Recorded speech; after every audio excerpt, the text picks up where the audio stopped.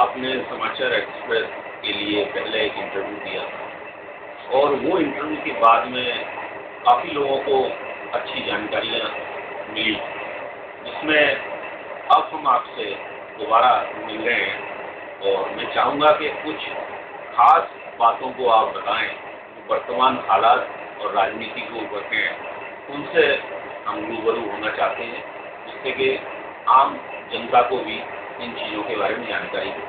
जैसा कि रामदेव बाबा का आंदोलन चल रहा है, अन्ना हजारे भी फिर दोबारा से जो आंदोलन करने जा रहे हैं, अंतिम करने जा रहे हैं, तो इसके संबंध में आपका क्या कहना है? सुनील जी, देखिए, पहले भी आपको इस संबंध में काफ़ी हमारी आपकी विस्तृत चर्चा हुई थी और जहाँ तक इन दोनों आंदोलनों का सवाल है तो मांगे दोनों की एक ही है। हाँ, थोड़ा सा इनके तरीके में अंतर है, रामदेव और अन्ना हजारे के तरीके में अंतर है। जहाँ तक रामदेव बाबा का प्रश्न है, उनने अपने आंदोलन को एक गलत दिशा देने की, जहाँ तक मैं समझता हूँ, वो दिशा सही नहीं है। राजनीतिक पार्टियों को साथ लेकर चलने की, और हो सकता है उनकी क्या मानसिकता रही है इसमें, ये तो वो ही जानेंगे। बाकी उनकी जहाँ तक मांगों का प्रश्न है, वो मांगे उनकी सही है। मैं कल भी उन्हें सही मानता था और आज भी सही मानता हूँ।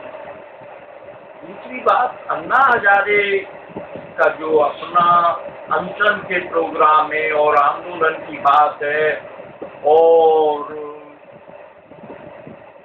अन्ना हजारे के साथ में कोई राजनीतिक पार्टी नहीं है। उनका तो लड़ाई है तो केवल एक जनता के लिए लड़ाई है, वो जनता के लिए लड़ रहे हैं और जनता ही के लोग उनके साथ हैं। तो ये बताइएगा कि जैसे कि कांग्रेस के दिग्विजय सिंह जी हैं, वो जो कभी भी कुछ बोल देते हैं, कहीं पर भी कुछ बोल देते हैं और किसी के लिए भी कुछ बोल देते हैं, तो इसके लिए आप क्या कहना चाहेंगे? देखिए, दिग्विजय सिंह हो या कोई व्यक्तिगत लोग हों, उनकी बात मैं नहीं करता। बाकी जहाँ तक कांग्रेसियों का सवाल है और आम कांग्रेसी है, वो इस मुद्दे पे कोई विरोध में नहीं है।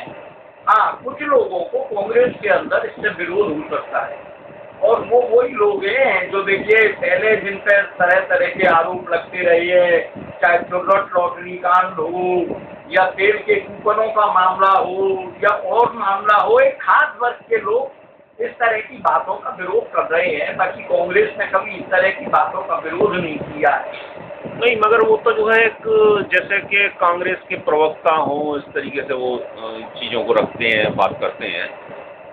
देखिए, कौन क्या कर रहा है, क्या बात कर रहा है, वो कांग्रेस के प्रवक्ता तो है नहीं। वो कांग्रेस के, हाँ, एक जिम्मेदार पदाधिकारी हैं और उनको किसी भी बात को कहने से पहले सोचना चाहिए। अब वो उनकी मानसिकता है कि वो किस तरह की बातें करती हैं और क्या कहती हैं। क्या इस बार जो है अन्ना हजारे अनशन पर बैठेंगे तो क्या उनकी स्थिति जो है वही होने वाली है जैसा कि रामदेव के साथ में किया गया? नहीं, दोनों में बड़ा अंतर है। क्यों?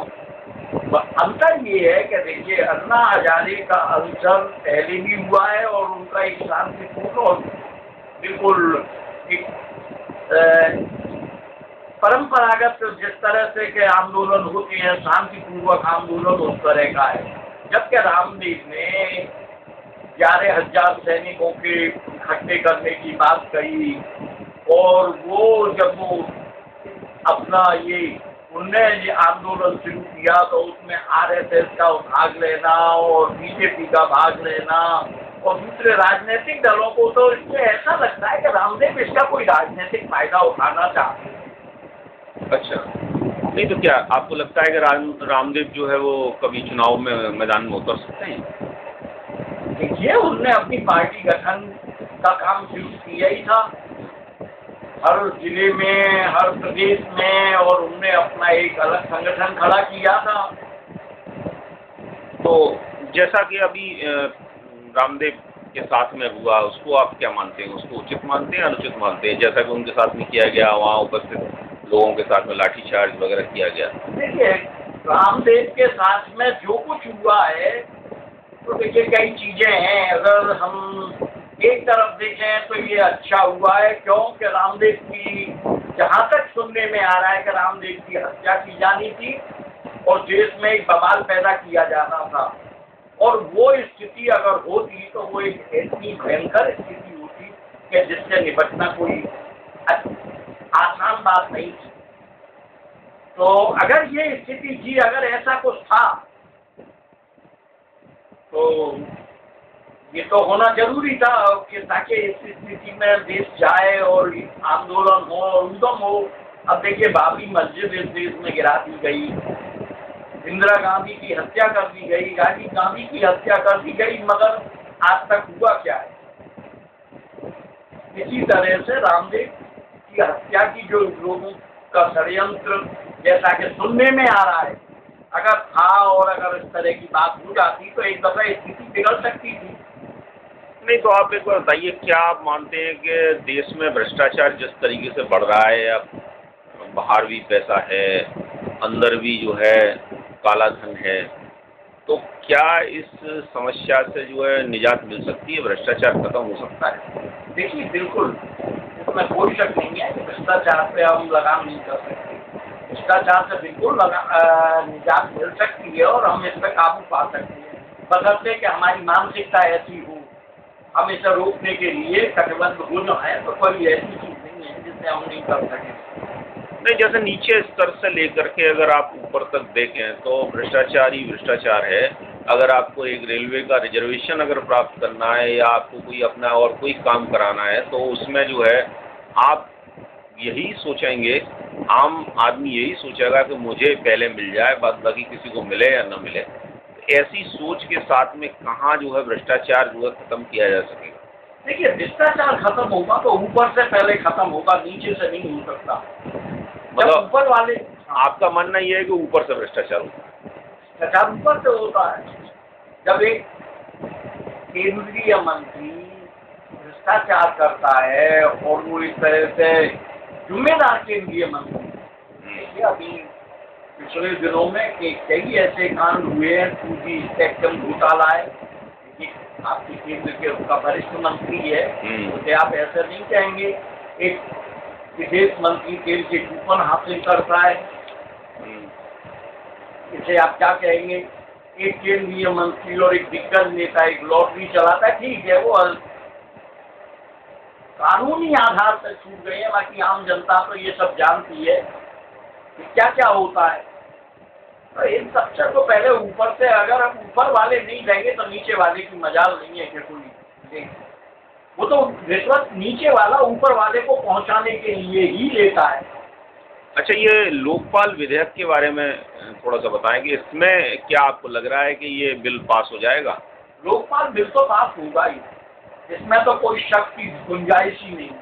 तो इसके बाद अगर मान लीजिए बिल पास हो गया तो फिर क्या स्थिति बनेगी? हाँ, इसमें स्थिति ये है, देखिए मैं आपको स्पष्ट कर दूं कि जो लोग अभी काफ़ी इस तरह के कार्यों में लिप्त हैं, उनके लिए थोड़ी परेशानी आएगी और वही लोग अभी विरोध कर रहे हैं इस सबका। तो क्या प्रधानमंत्री को इस दायरे में आना चाहिए या प्रधानमंत्री पद इस दायरे में आना चाहिए? देखिए, जहाँ तक प्रधानमंत्री का प्रश्न है कि प्रधानमंत्री के पद को इससे दूर रखा जाना चाहिए। हाँ, प्रधानमंत्री जब अपने पद पर नहीं है तब उनके ऊपर कार्रवाई होनी चाहिए और उनको इस दायरे में लाना चाहिए, मगर पद से हटने के बाद देखिए उसका फर्क पड़ेगा। प्रधानमंत्री खुद सोचेगा या जो भी व्यक्ति है वो खुद सोचता है कि मैं आज इस पद पे हूँ, कल मैं इस पद पे नहीं हूँगा, उस स्थिति में मेरी स्थिति क्या होगी। अगर प्रधानमंत्री पद को हम उनके पद से हटने के बाद भी दायरे में लाती है तो वो कोई ऐसी बात नहीं है, वो कोई ऐसी खराब बात नहीं है। प्रधानमंत्री स्वयं उस दायरे में आ जाते हैं।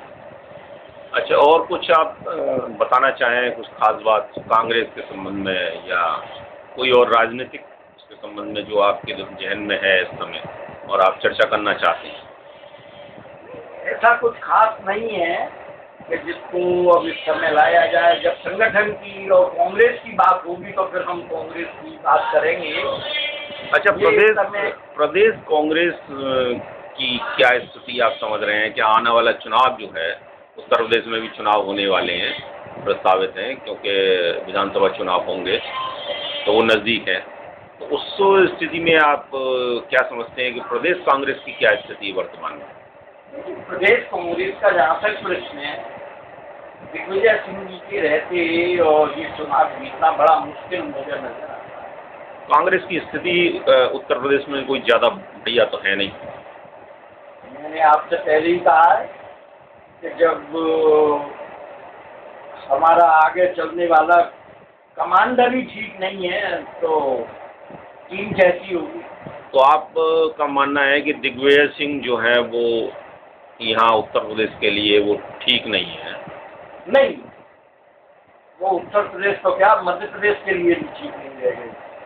तो आपकी नज़र में ऐसा कौन व्यक्ति हो सकता है जो कि उत्तर प्रदेश में कांग्रेस की नैया को पार लगाए?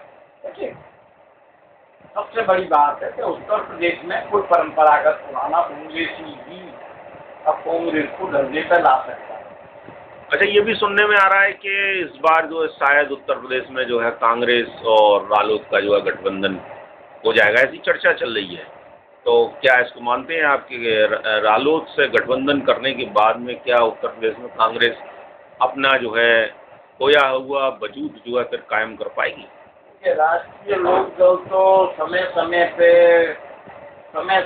और तरह तरह के राजनीतिक दलों से अपना गठबंधन करती रही है और उसका गठबंधन किसी से ज्यादा दिन चलता नहीं है। पिछली बार भाजपा से किया था, भाजपा से किया है, तो कभी मुलायम सिंह से किया है, तो कभी कांग्रेस से किया है, और हर गठबंधन उनका टूट जाता है, वो स्थायी नहीं होता।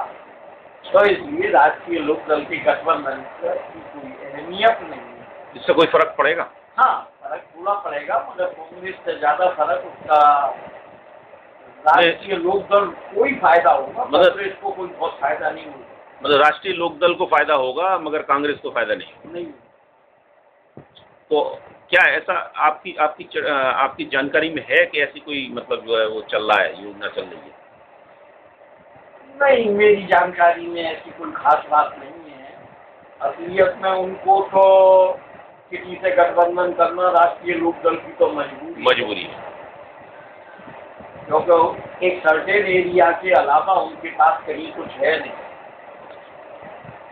पश्चिम उत्तर प्रदेश का ही एक एरिया है जहां राष्ट्रीय लोकदल का वजूद है, थोड़ा सा वजूद है, बाकी और कहीं कुछ। बहुत धन्यवाद आपका श्री राजाराम शर्मा जी, आपने बहुत अच्छा जानकारी देते हुए जो समाचार एक्सप्रेस के लिए आपने जो इंटरव्यू दिया, खास इंटरव्यू दिया, इसके लिए बहुत बहुत धन्यवाद आपको यहाँ आने के लिए और आपको सहयोग करने के लिए। मैं आपका बहुत